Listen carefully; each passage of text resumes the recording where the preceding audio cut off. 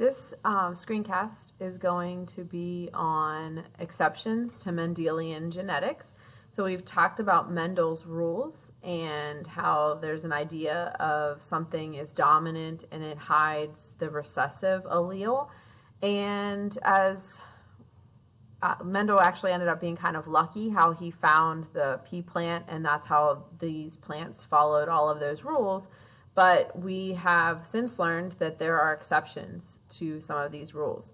So this is beyond Mendel, or kind of like the rule breakers, experiments that have happened after his work that showed there were other types of inheritance patterns.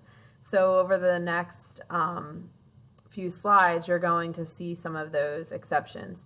Sometimes genes didn't seem to actually blend together or show dominance over the other. We actually started to notice that you would see both phenotypes, or sometimes you would see a new combination appear when purebred organisms were crossed with each other.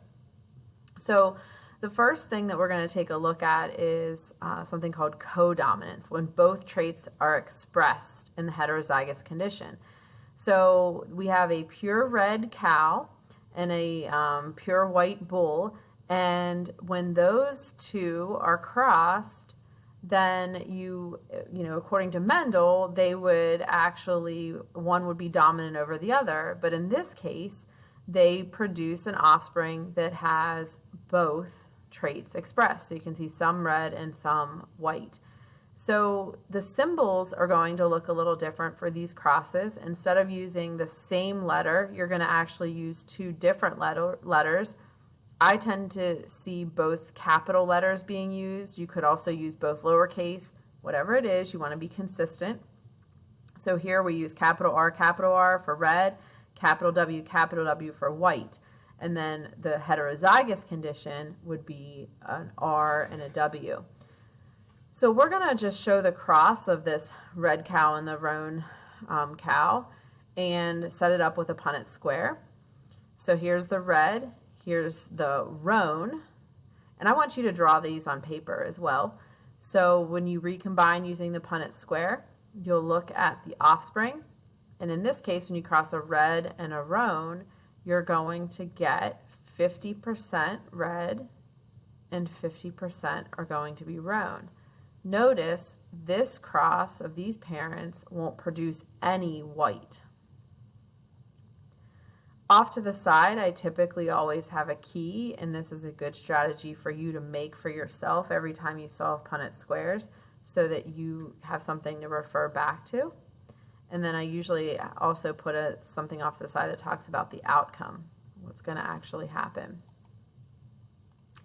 So now I'm going to ask you to pause the video and show the cross of a roan cow and a white cow. So pause the video. Now we're going to pick back up and we're going to take a look at what happens. So here's the white, here's the roan. When you notice the offspring are half roan and half white, so 50-50. There are no red offspring. So this is something that if you were a breeder and this was a trait that in particular people were breeding to sell cattle, then and they wanted red offspring, you wouldn't breed white and a roan to get red offspring. But if everybody wanted a 50-50 mix, then this is the offspring that you would cross. So we have another type, that was codominance, where you could see both traits. The other exception that looks similar is called incomplete dominance. So if you think of the word incomplete, it means not complete. So in this case, you have a new phenotype that's being created. So instead of like red and white stripes, you see a new phenotype, which is pink.